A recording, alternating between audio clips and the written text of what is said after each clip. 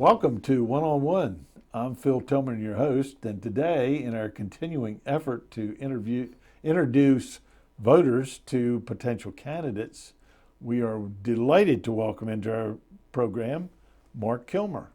Marc, welcome. Well, thanks for having me. I sure And appreciate also, it.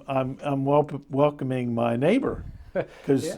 you live. Are you considered in Centennial Village? Yep. We are part of the homeowners association, and we are part of the Centennial Village, even though we're right on Nanacoke Road. But, Right. Yeah. Yeah. We take walks through there. I take my kids to the Centennial Village Park all the time. We're right around the corner from that, so that's pretty handy. Yeah, So, it is. So yeah. Well, Yeah. it is a nice neighborhood. Oh, it is. And is part of this District 2.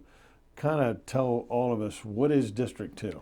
Well, District 2 is, I think, the largest councilmanic district in Wicomico County. It stretches from Sharptown all the way through the western neighborhoods of Salisbury. They have the Salisbury address, but not in the city limits of Salisbury.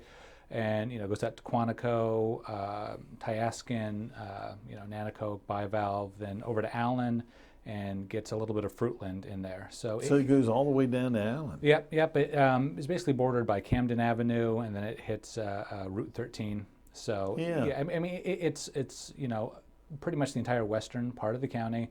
It's largely rural. There's very little of the city of Salisbury itself in the district. There's just a few neighborhoods. So I mean, most of the council districts have a large portion of Salisbury in there. In them, District 2 does not. It's mainly the rural western part. And this is the district that has been served for a long time by Stevie Prettyman. Is that correct? Correct. Yes. Maybe with some changes this time, because there were some redrawing of the line. There was some redrawing of the line. Yeah. I mean, there was a little bit of redrawing, a little bit of Fruitland was taken out, but largely it's the same district that Stevie has served for a long time and served with distinction. And she decided to retire this year, and I decided to get in when she announced. I certainly would never have run against Stevie. I think she's done a great job in there. Which is evidenced by the fact that no one's really run against her for many elections. Yeah. So this is the rural west side of Wicomico County. Correct. Yeah. Tell us a little bit, Marc, about your background.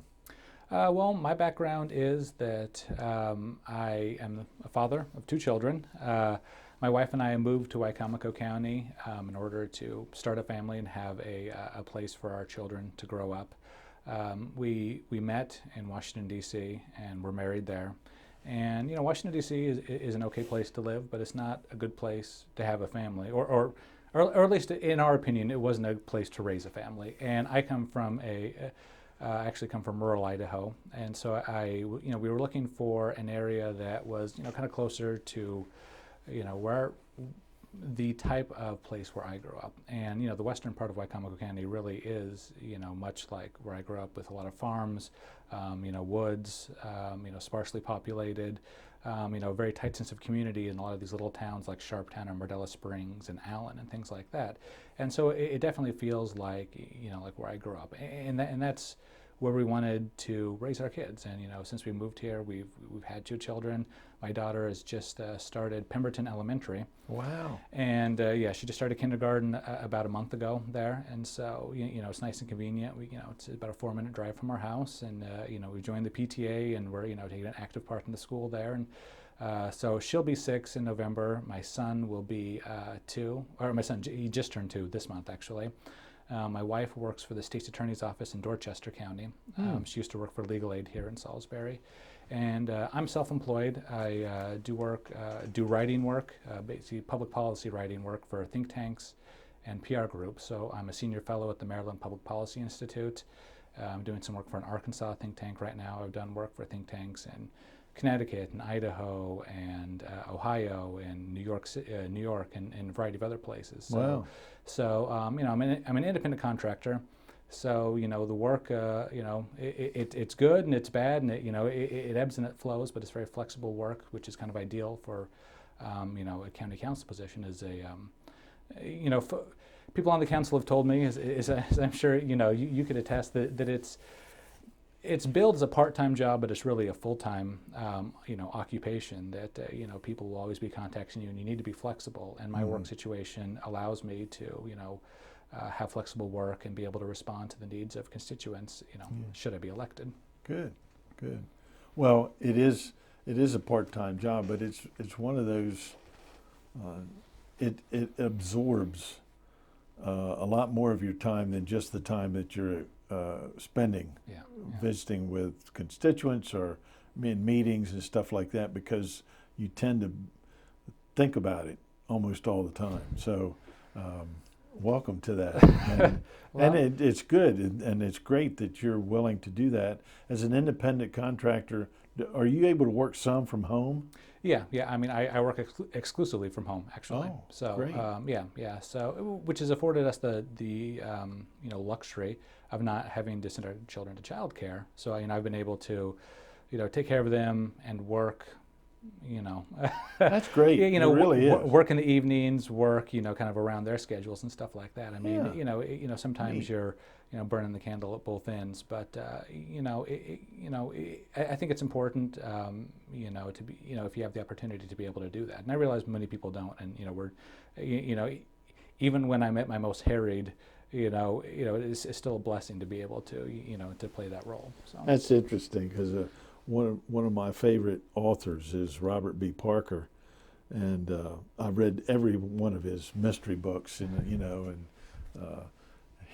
he wrote somewhere in an interview that every morning he and his wife would have breakfast together, and he'd walk out the back door and walk across this shed that he had built in his garage, and he would work right there for 8 hours writing these novels, and he had to discipline himself to do that. So you're understanding a little bit about that yourself, aren't well, you? yeah. Our situation doesn't quite allow me that luxury, but Yeah. No, I mean, you definitely have to be disciplined. You definitely have to, find ways to, work around any situation that comes up. But taking my daughter to school, that's something I can do every day. That pick her up from school. That's definitely a blessing to be able to do that. It really is. So. Well, tell us, Mark, what do you think some of the major issues for Wycomico County are in the next 4 years? Well, like many other candidates, I'm sure you've heard, it's the economy, it is education, and public safety. I think that as far as what the Wycomico County Council can do, the economy is probably first and foremost. We need to find a way to revitalize our county's economy. Our county has not recovered from the recession as well as many counties in Maryland have. We don't have the luxury of a place like Montgomery County or PG County of having the federal government in our backyard. And federal spending seems to be recession-proof, whereas spending in this county, consumer spending, is not recession-proof, as we certainly found out. And so, I think that the council should pursue, pro-growth policies, whether they're tax policies, regulatory policies. We need to work better with the city of Salisbury to determine, what we can do in conjunction to welcome businesses here. Even though most of the people of Wycomico County don't live in Salisbury, I would say that everybody in the county either shops or works in Salisbury, and the city is the main economic driver of our county. And so we have to work with, the mayor and the city council there to make sure that, that what happens in the city doesn't sabotage the economy for the entire county. And, conversely, what we can do to help them pursue policies that will grow our economy. And so, working with the leadership of the city, I think, is something we definitely need to do. And I know the county is pursuing some things like that already, but we need to go forward with that. Yeah. In terms of education, education is important in and of itself. It's also important for the economy. If we have a quality school system, we are going to attract more people to come to Wycomico County and more employers.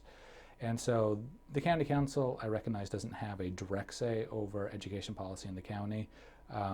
We have have some say over the funding. Obviously, the county provides between 20 and 25% of the funding for the Board of Education, depending on what you count. But roughly 25% of the funding for the Board of Education, and being able to work with the board when they come to the council for funding in order to prod them to improve education, to hold them accountable for the results that they've achieved, I think is an important role the county council should play. Mm-hmm. And then, of course, working with the state's attorney's office and the sheriff to make sure that they have the resources they need to, protect the streets. So, yeah. You have a unique perspective in that you moved here. You chose to move to Salisbury, and I guess with your profession, you could live anywhere. But you chose to move here. What were the factors that you looked at when you came here that said this is the type of place where I want to live? Well, it was quality of life was a large factor. Like I said, a more rural area. I love, the rural, nature of Wycomico County, especially District 2. I mean, District 2, I think is, has some great, rural spots, down in Bivalve and Tascan and Allen, along the river there. Those are some beautiful areas. And having those sort of things available, being able to, just drive my truck down and go fishing off the Bivalve Wharf and things like that is something that, you can't do in, places like Montgomery County or Howard County as easily. We lived in Washington, D.C., and so the schools there are atrocious. They spend a huge amount of money on the education there. I think about $28,000 per pupil, and get horrible results. And so we didn't want to send our children to DC public schools. And so, moving to an area where the schools are better, like Wycomico County, was certainly a factor because we were thinking on starting a family. My wife got a job here, and so that played a large role in where you locate. So, it was education, jobs, and quality of life, which is, I think, we're not unique in No. in doing that. And of course, the cost of housing here is very affordable, especially compared to many other places around the state. And we bought our house in 2006, which was the peak of the real estate market. So housing's even more affordable now than it was when we bought. But those are really the reasons why we came here, and I think that's the reason why a lot of people choose to locate here and stay here. Yeah. But of course, we can do better. I mean, we've lost jobs since 2008.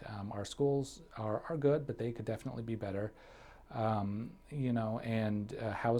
prices, those, people still have a problem buying affordable housing in this county, to a certain extent. And so, those are some things that we really need to look at to make sure that those things are still a draw for people to come here and that they draw even more people here.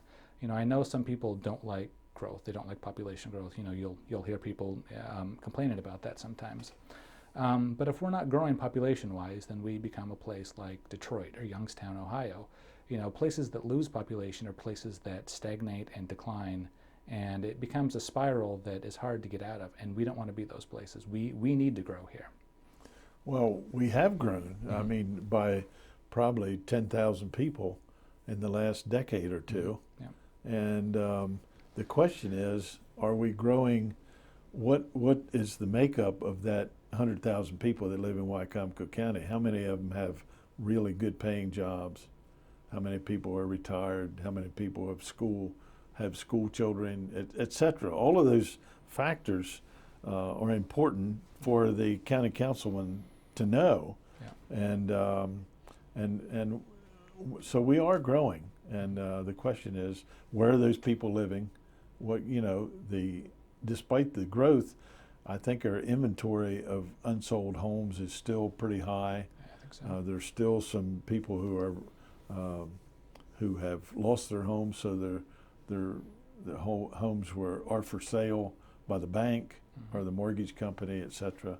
Yeah. So all that keeps driving things down. But as long as that inventory is there, then the friends of yours and friends of mine who are home builders, who are masons, who are electricians, who are plumbers, aren't working very much. No, you're exactly right. I mean, I go out, I'm knocking on doors all around the district, and you have the voter list and you're knocking on doors, and there've been many doors I've gone to where, on the voter list there should be somebody there, but you see the little note on the door where the bank has, this house has been abandoned, and that even in our neighborhood, aren't there? Yeah. No, that's definitely true. We were taking a walk around the neighborhood 2 nights ago, and we walked by a house right close to our house, and we're like, that house hasn't had anybody living in it for years, we don't think. Yeah. And you see that too much in this county. You see it too much, and you definitely get a sense of it when you go walking door to door. And when you talk to people and tell them you're running for office, Some people are very nice and want to talk to you, and some people don't. But there's some people that really want to complain to you, and there's been a good number of those who have been involved in the construction industry, who are really hurting, and they're making do with some repairs to homes and things like that, but they're definitely suffering, and more than one has expressed a desire that they would move to Delaware if they could, but they just can't afford to sell their house and do all that kind of stuff, and that's really sad when you hear people express a desire to leave our county, but they feel trapped here. People shouldn't feel trapped in Wicomico County. No. You want them to want to live here, to enjoy living here, to be telling people you need to move here, instead of I sure wish I could move out of here. Yeah. And we need to fix that. Yeah.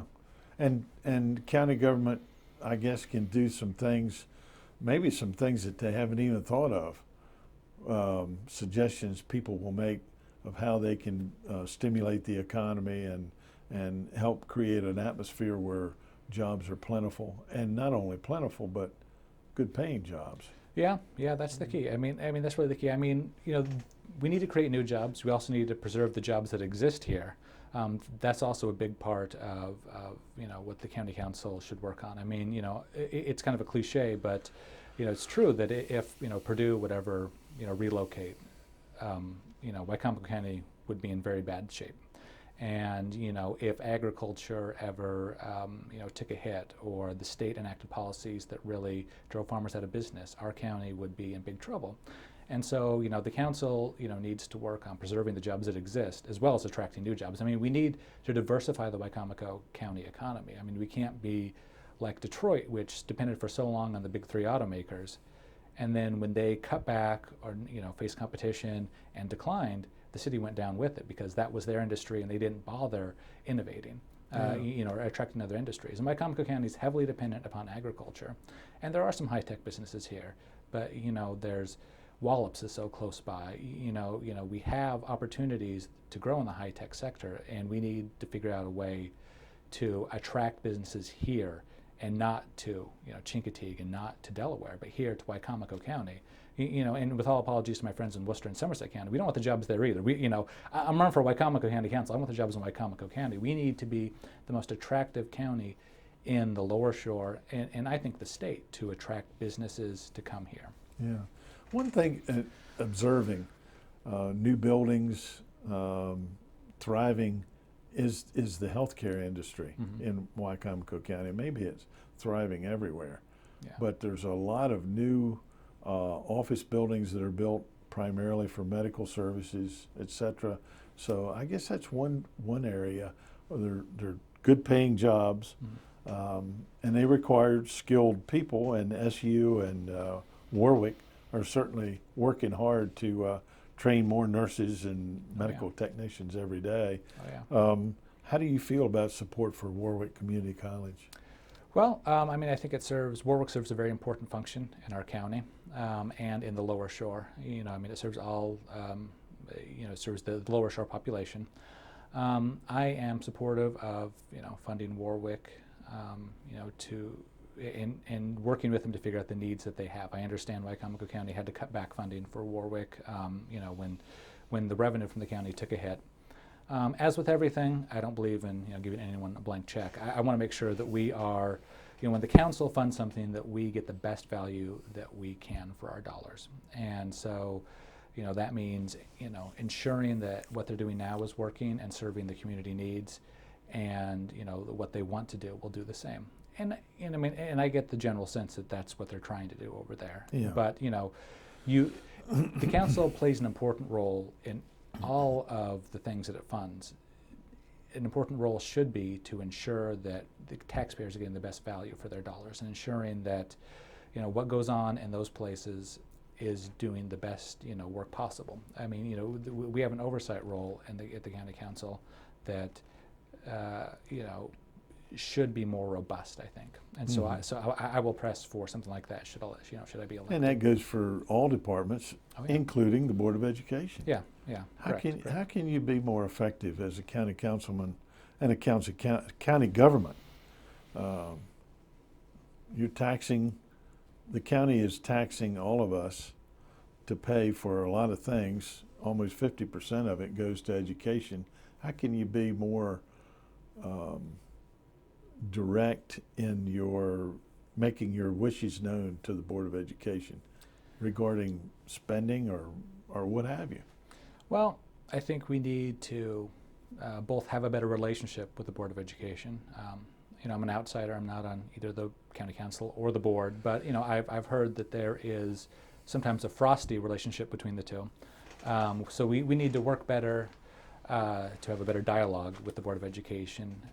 But we also need to make sure that the Board of Education is held accountable with the dollars that they spend. I've heard from folks on the school board or from folks at the Board of Education that we're doing the best that we can with the money that we have.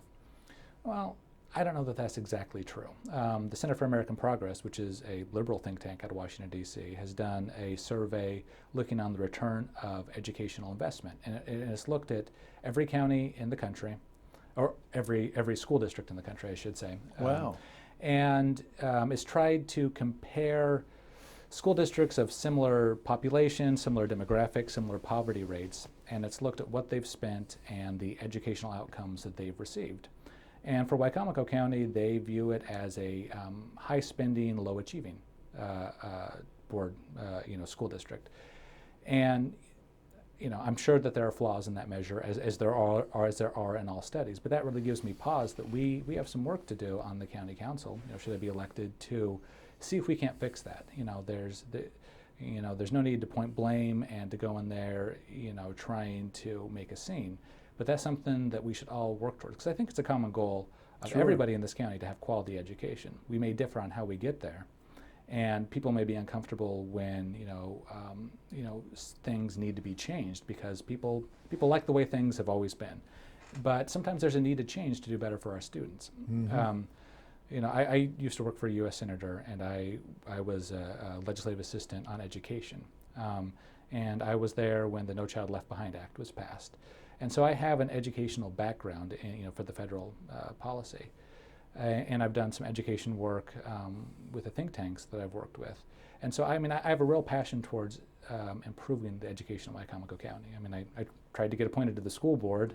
Governor O'Malley didn't see fit to appoint me. I'm not too surprised about that. But, I have told people, and I think it's true, that if I had been appointed to the school board, I wouldn't be running for county council. That, the school board, I think, is a very important role in our community. And, my passion really is to make sure that the Wicomico County students are getting the best education possible. Yeah. And you have two important reasons for that, living under your roof. Well, yeah. Yeah. Yeah. Yeah. Oh, yeah. You look at it, a young father of two children, just starting out in education, looks at education differently than some of your neighbors who are my age, who are paying taxes, and really don't have any skin in the game, so to speak. Well, except we have money in it, but really, there's a case to be made that we all rise and fall with the quality of the education that we're able to produce for our citizens. No, I think. I agree 100% with that. Yeah. I think that a good education system benefits us all. It certainly benefits the children who are in school and their parents. But as I mentioned before, it helps economically. It attracts people to come here. Businesses want to know you have an educated workforce. So there is the economic dimension of it too. Yeah. I have been a bit disappointed in this county's discussion over education. We seem far more concerned on talking about how much the county spends on education than on what results we get from the overall education spending done in this county. And, that to me seems to miss the point. We need to look at the results we're getting out of education, figure out what we're doing wrong, what we're doing right, and figure out ways to change that. And then we talk about what funding is going to achieve those things. Kind of reverse that. Exactly, yeah. Exactly. We had the whole issue over, Bennett Middle School, which was a very controversial issue. And new schools are important, and don't get me wrong on that. But it disappoints me that the big education debate in this county was about building a school and not about, how we can get, more kids in this county to read at grade level, and how we can, improve our math scores, and how we can, help kids who are struggling in school. And the changes to the magnet program, for instance, were a very big change, and I've had a lot of people talk to me about that. But debate at the community level over changes to the magnet program, that's something that is almost non-existent. Right. So, that disappoints me that we're very focused on the money aspect and not what, the schools are doing with the money. Mm-hmm. Well, an upcoming thing that will happen during your term is that the Board of Education will be redistricting the schools, which is always one of the most controversial, people say, well, wait a minute, I moved here and bought this house because I wanted my kids to go to Pemberton and Bennett, or Pemberton and whatever middle school in Bennett. And now you're saying, wait a minute, you're going to you're going to send my kids to Mardella or whatever. Yeah. Oh, yeah. And that becomes a really heavily charged situation. And the county government, believe me, gets involved in that too. Well, I'm sure. The county council people. Oh, I'm sure. Because your district includes several schools actually with some pretty good reputation. Oh, yeah. And West Side Intermediate's one of them. Mm-hmm. And Pemberton, I think, both. Yeah. Mardella, yeah. I mean, I've been really impressed by the strong community that supports, the high school there in Mardella Springs. I agree. Sort of Sharptown all the way down to the, to the west side of the county, and it's just amazing to see the parental involvement and the turnout and just how much sense of community that exists in that school, and it covers a huge area. Yeah.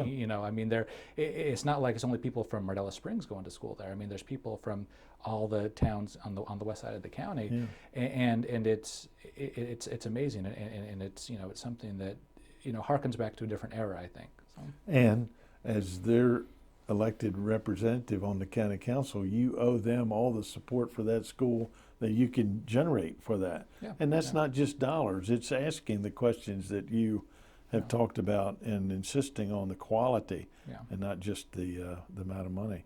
Yeah. Well, believe it or not, we've run out of time. All right.